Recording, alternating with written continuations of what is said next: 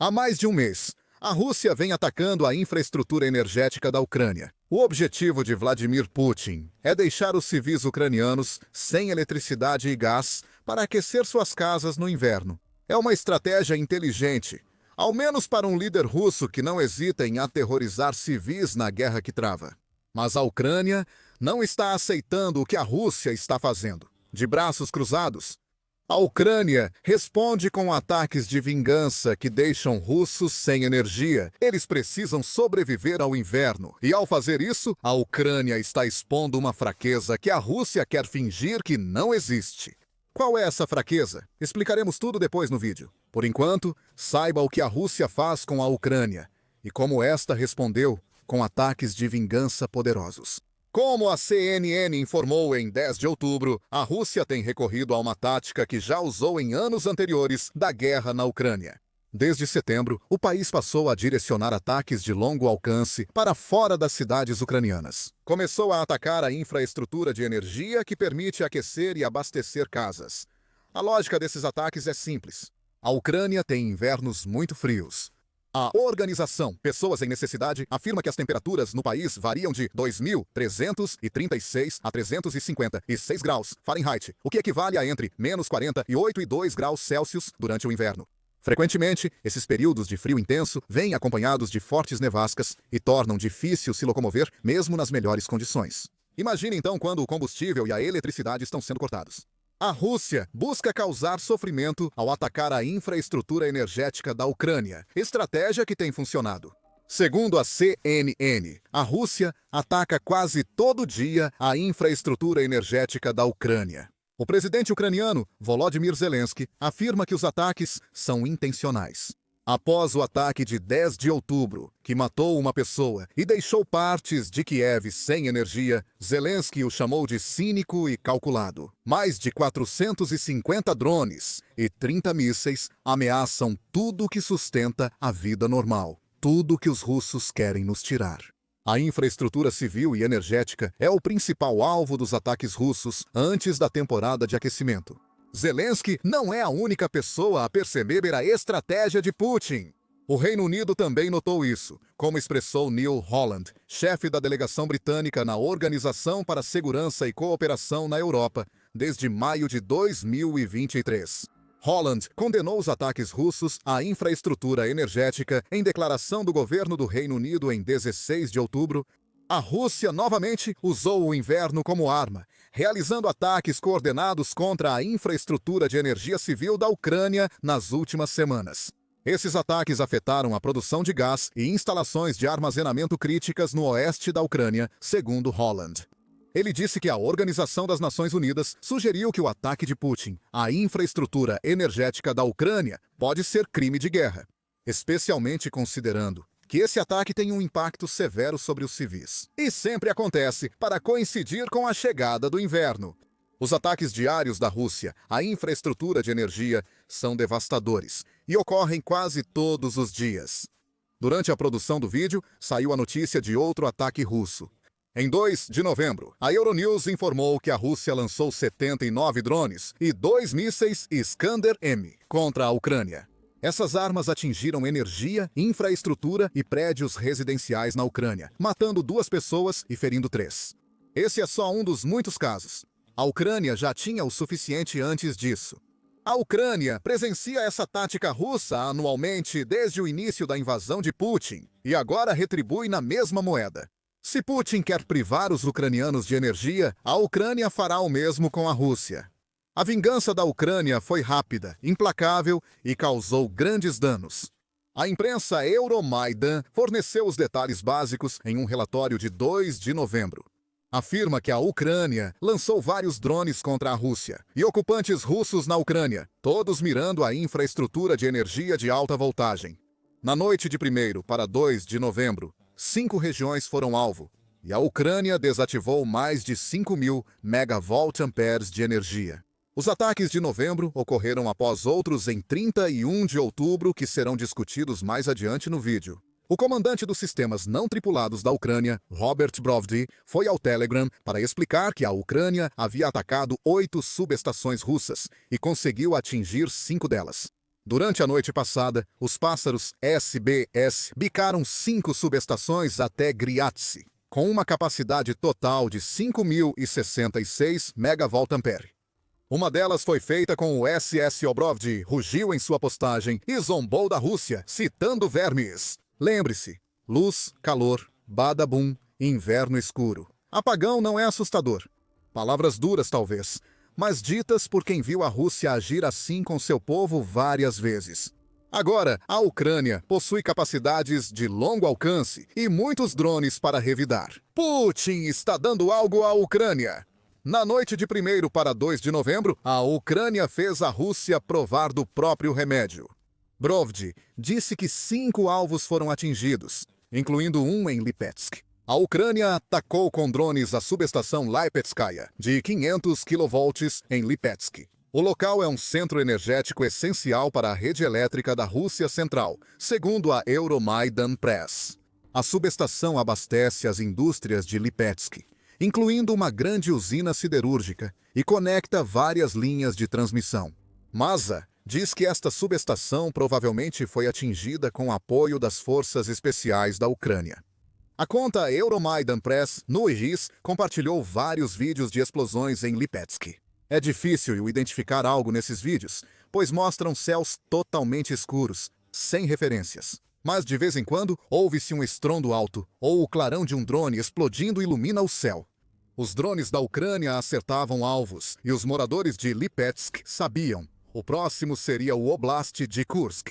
Esse Oblast é bem conhecido para quem acompanha a guerra na Ucrânia. É o Oblast onde a Ucrânia iniciou uma contra-invasão contra a Rússia em agosto de 2024, conquistando centenas de milhas quadradas do território russo. Putin ficou tão envergonhado pela invasão de Kursk que passou o verão tentando conquistar Sumy. A tentativa de criar uma zona de amortecimento entre Ucrânia e a fronteira russa falhou, já que a Ucrânia ainda atinge Kursk. No ataque de vingança, a Ucrânia atingiu a subestação de Zelezhnogorsk. Segundo a Euromaidan Press, ao menos 15 drones foram vistos na cidade, com explosões e incêndios registrados. O primeiro dos drones apareceu por volta das 22 GAG do dia, 1º de novembro, seguido por ondas de outros que acabaram destruindo uma subestação de 330 kV. Essa instalação está na mesma cidade da usina de minério Mikhailovsk, que a Euromaidan Press aponta como parte crucial da cadeia de suprimentos da indústria militar russa. Como ela produz os componentes necessários para fabricar aço de qualidade militar, Militani oferece mais detalhes, observando que os 15 drones que os moradores contaram em Zelezhgonovsk chegaram todos em um intervalo de 50 minutos após as 22 GAE. Também é mencionado que a usina de beneficiamento de minério que acabamos de citar já havia sido atingida anteriormente por drones ucranianos e está operando sob sanções dos Estados Unidos. A lógica é clara. Se as sanções da Ucrânia e do Ocidente não eliminam a usina, cortar seu fornecimento de eletricidade, mesmo que temporário, pode resolver. Mais uma vez, há imagens dos drones ucranianos em ação. Mídia local russa em Kursk divulgou vídeos do ataque a Zelezhgonovsk. Em um vídeo, um drone ucraniano desce em direção ao alvo.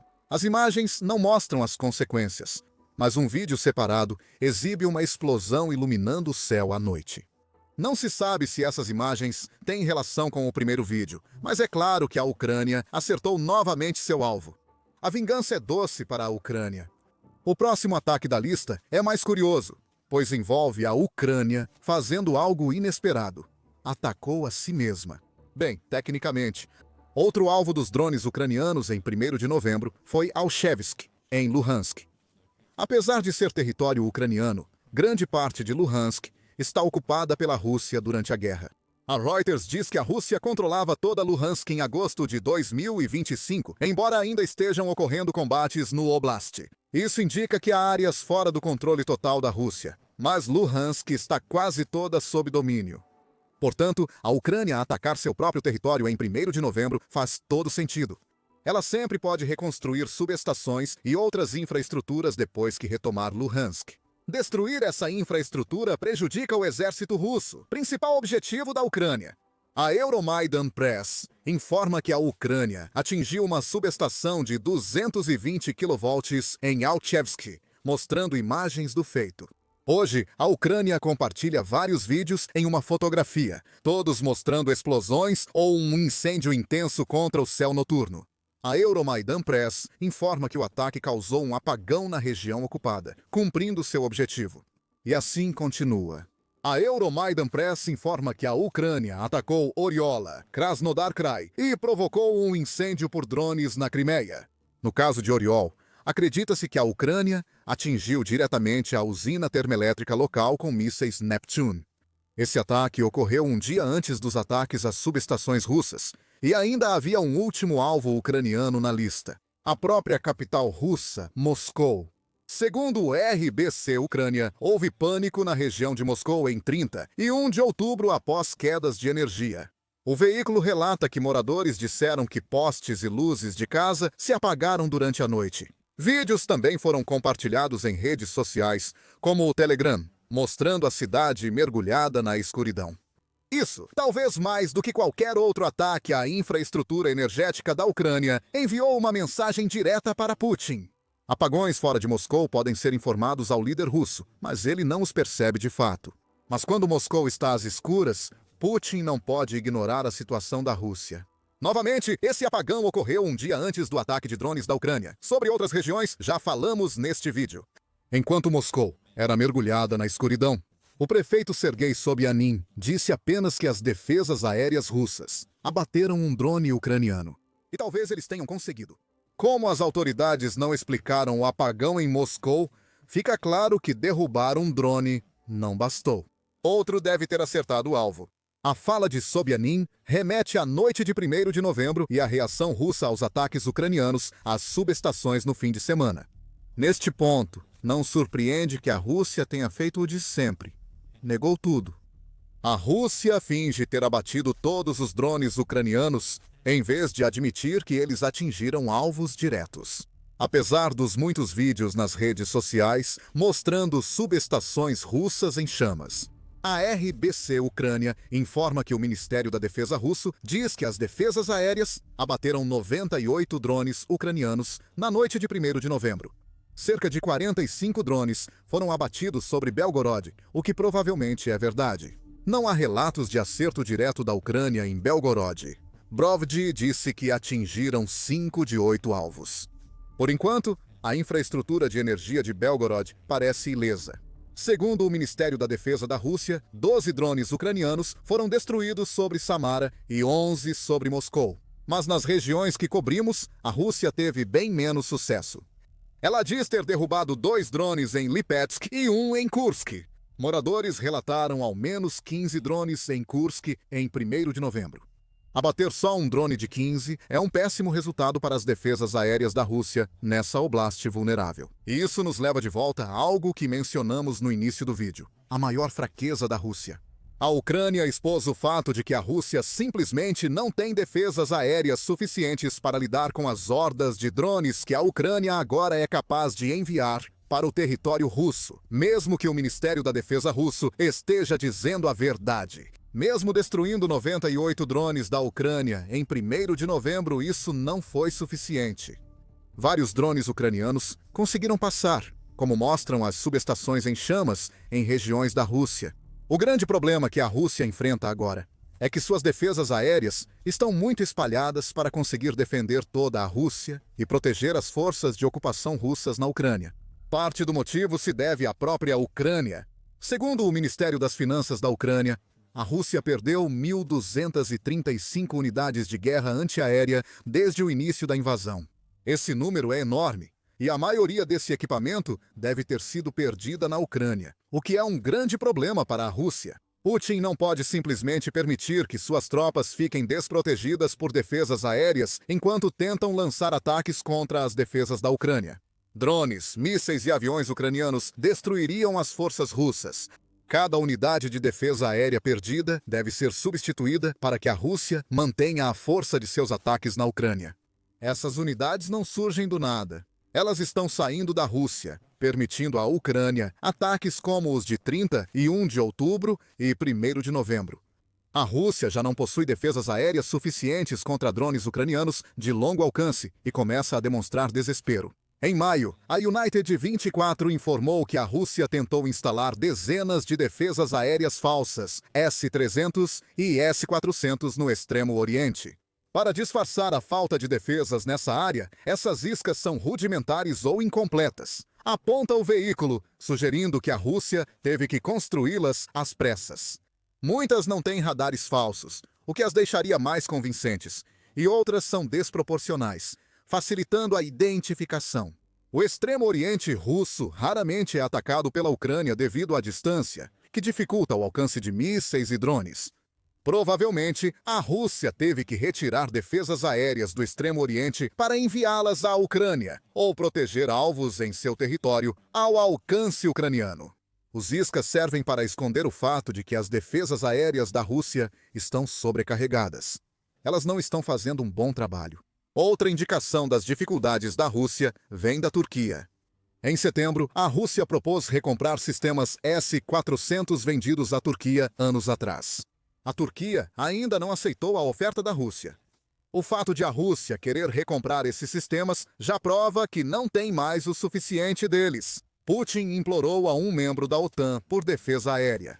E você pode saber mais sobre o que isso significa para a Rússia, Turquia e OTAN no vídeo que publicamos em setembro.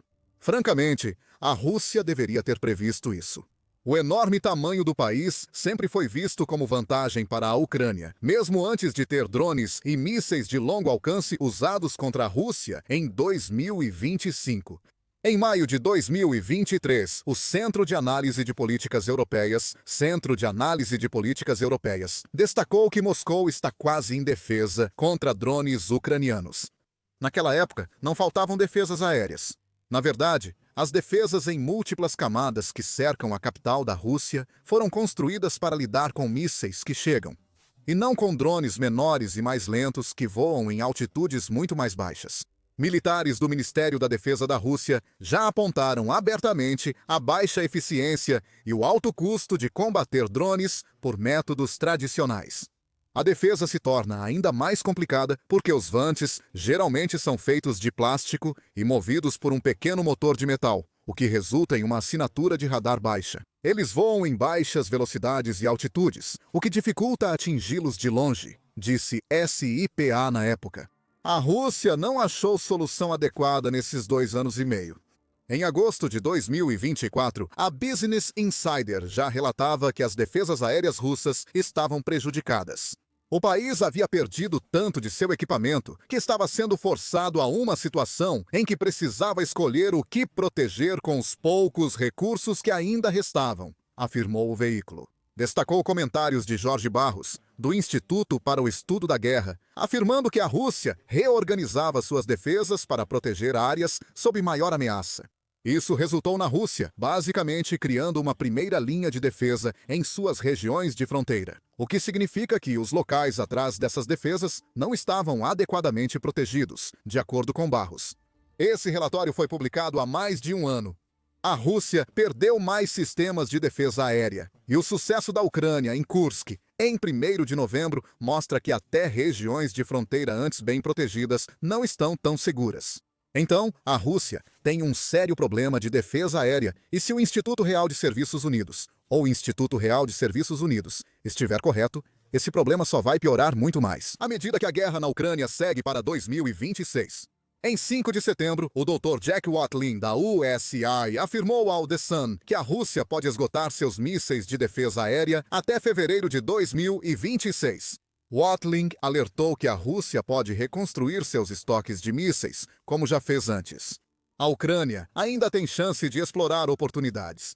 Ela poderá explorar as fraquezas da Rússia para atingir mais alvos e pressionar sua indústria, disse Watling ao The Sun. Em breve, a maior fraqueza da Rússia não será só a falta de defesa aérea. Em breve, a Rússia pode não ter mísseis suficientes para defender suas unidades dos drones e mísseis ucranianos. Na própria Ucrânia, a fraqueza russa começa a aparecer. A ausência de defesas aéreas permitiu ataques ucranianos às subestações russas em 1º de novembro. Na Ucrânia, problemas com defesas aéreas permitem que F-16 ucranianos dominem os céus e ataquem a Rússia. Assista ao vídeo e inscreva-se no The Military Show para acompanhar as estratégias recentes da Ucrânia contra a Rússia. E obrigado, como sempre, por assistir.